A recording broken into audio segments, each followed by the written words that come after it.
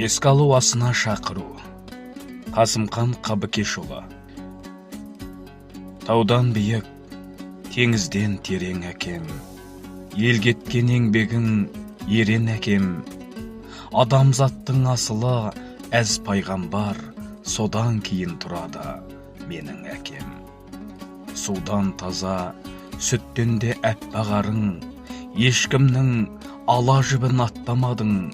Менің әкем 1000 жылда бір туатын ұл адам деп, мен ұлыма мақтанамын.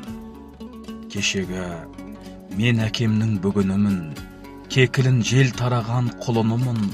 Алтын деген мен емес, менің әкем, мен жай ғана алтынның сынығымын.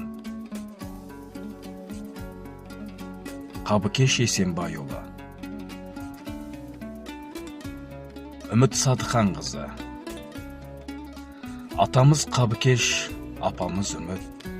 Тірлікте ғұмыр кешті мағыналы, сыйлады алыс жақын жас пен кәрі.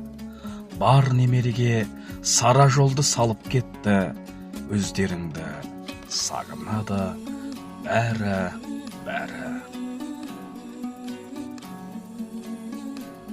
Құрметті ағайын туыс бауырлар, құда жекжат, жора жолдас, барша жамағат.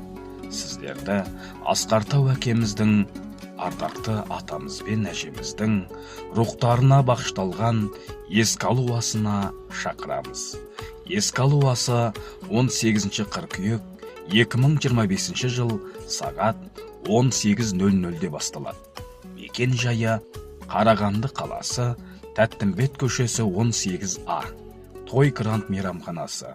Ас беруші ұлы және келіні.